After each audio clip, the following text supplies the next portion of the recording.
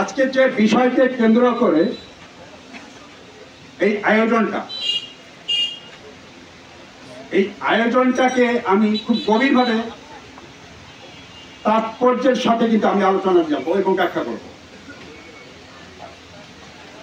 মাদক প্রসঙ্গে যে বিষয়টি আজকের প্রতিপাদ্য বিষয়, এই বিষয়টি কিন্তু হঠাৎ করে আসেনি। আপনার ধৈর্য সহকারে কিছু কথা শুনবেন। এখন যে অবস্থাটা চলছে রাষ্ট্রীয়ভাবে, খুব কঠিন সংকটের মধ্য দিয়ে কিন্তু আমরা অতিক্রম করছি। বৈষম্য বিরোধী ছাত্র আন্দোলনে 16টি বছরে স্বৈর শাসনকে উৎখাত করেছে। এই বৈষম্য বিরোধী ছাত্ররা কোন সরাসরি রাজনৈতিক দলভুক্ত নয়। এটা কিন্তু কোন রাজনৈতিক মঞ্চ নয়। আমিও কিন্তু একটা রাজনৈতিক ব্যক্তি, আমিও কিন্তু এলাকা ভিত্তিক নয় বা জেলা পর্যায়ে নয়, আমি কিন্তু একটা কেন্দ্রীয় পর্যায়ের একজন মানুষ। আমি কেন্দ্রীয়ভাবে একটা রাজনৈতিক দলের শীর্ষ পর্যায়ের একজন করি। আমি যে কথাটুকু আপনাদের সামনে বলতে চাই, সে কথাগুলো গভীরভাবে শ্রবণ করবেন। দেশ এখন কঠিন পর্যায়ে অতিক্রম করছে, তার উপর বন্যায় ভাসছে। স্বৈরাচার বিরোধী আন্দোলনে অগণিত প্রাণ ঝরে গেছে। 1971 সাল থেকে শুরু নয়, 1952 সাল থেকে পরবর্তী পর্যায়ে 71 এবং সর্বশেষ পর্যায়ে এই 2024 সালে যারা প্রাণ দিয়েছে সেই বীর শহীদদের প্রতি জানাই স্যালুট। তাদেরকে গভীরভাবে শ্রদ্ধা করছি আমি। এই বৈষম্য বিরোধী ছাত্র আন্দোলনে কত হাজার ছাত্র ছাত্রী, রিক্সাওয়ালা, ঠেলাওয়ালা, পানিদাতা থেকে শুরু করে অগণিত প্রাণ ঝরে গেছে। কিসের জন্য সে সম্পর্কে আপনারা সবাই অবগত আছেন।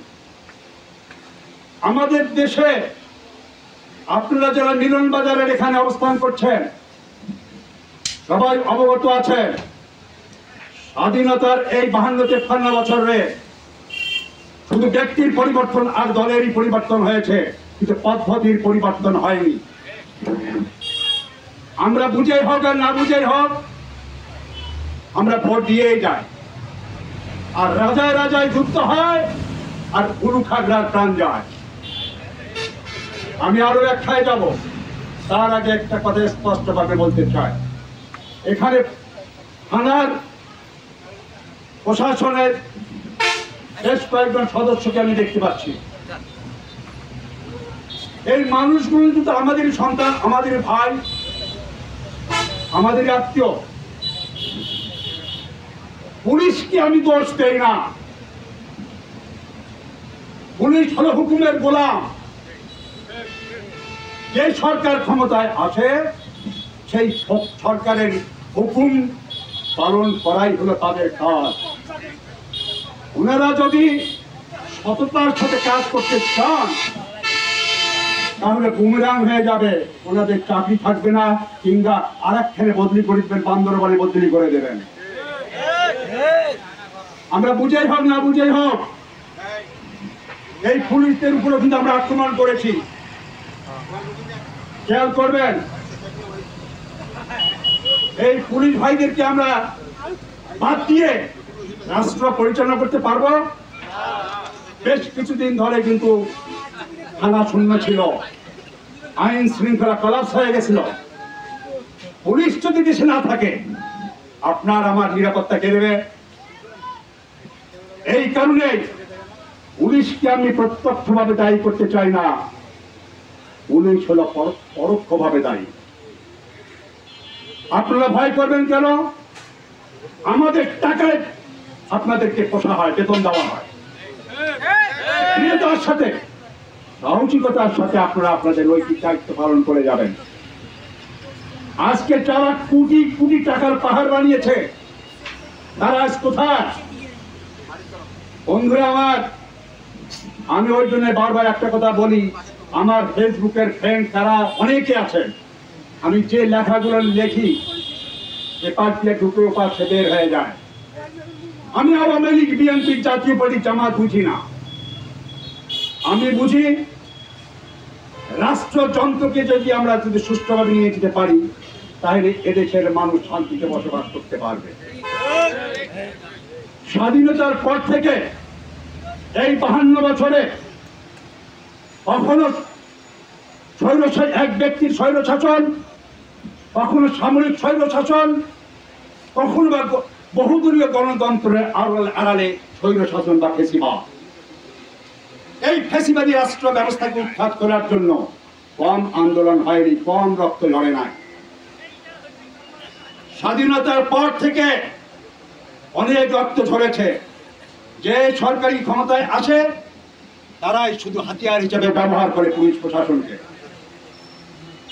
এই পুলিশ প্রশাসনের সরাসরি তো তাদেরকে দায়ী করা যায় না। তাই আমাদের করণীয়টা কি? রাষ্ট্র ব্যবস্থা এবং রাজনৈতিক আমূল সংস্কার প্রয়োজন। কেউ কেউ বলেছেন পুলিশের পোশাক পাল্টাইতে হবে, আমি তার বিরোধিতা করেছি। এদেশে কিন্তু মদের বোতল পরিবর্তন হয়, লেভেল পরিবর্তন হয়, কিন্তু যে জিনিসটা খারাপ ওইটাই তো আমাদেরকে পরিবর্তন করতে হবে নাকি? কারণ ওদের দোষ কি? ওনাদেরকে সঠিক পথে নিয়ে যেতে গেলে আগে রাষ্ট্রকে সঠিক হতে হবে। এই জন্য আমি বারবার একটা কথাই বলি, মাছের পচন মাথায় আর দেশের পচন হলো নেতায়। দেশের ভালো, জাতির ভালো, সৎ দেশপ্রেমিক নেতা। আমাদের দেশের নেতার অভাব নাই। প্রকৃত দেশপ্রেমিক নেতা কজন আছে হিসাব করে দেখবেন তো আপনারা? সবার ধান্দাবাজ, সবার টার্গেট হলো নগদ কদরি, সবার টার্গেট হলো একটাই, তোরটাও মর, মোরটাও মর। আজকে ওরা কোথায়? আজকের এই 16 বছরের ফ্যাসিবাদী দুঃশাসনে কি অবস্থাটা করে যায়? গোটা জায়গায় দলীয়করণ করে শেষ করে দিচ্ছে, দেশকে তামা বানিয়ে সারিয়ে দিয়েছে। এখান থেকে আমাদেরকে বেঁচে বাঁচতে হবে, উদ্ধার করতে হবে দেশ ও জাতিকে। আজকে মাদককে কেন্দ্র করে যে কথাগুলো, সেই কথাগুলো নিয়ে আমি পরে আসছি, কিন্তু মাদকের মূল বিষয় যে জায়গা, যে ক্ষতিটা, যে জায়গাটা, সেটা কিন্তু কেউ ব্যাখ্যা করে। আমি সেই জায়গায় যেতে চাই। যদি আপনারা ধৈর্য সহকারে আমার কথাগুলো শোনেন, তাহলে আশা করি আমার, আপনার তথা এদেশের লক্ষ কোটি মানুষের ভাগ্যের পরিবর্তন হবে। অবশ্যই অবশ্যই।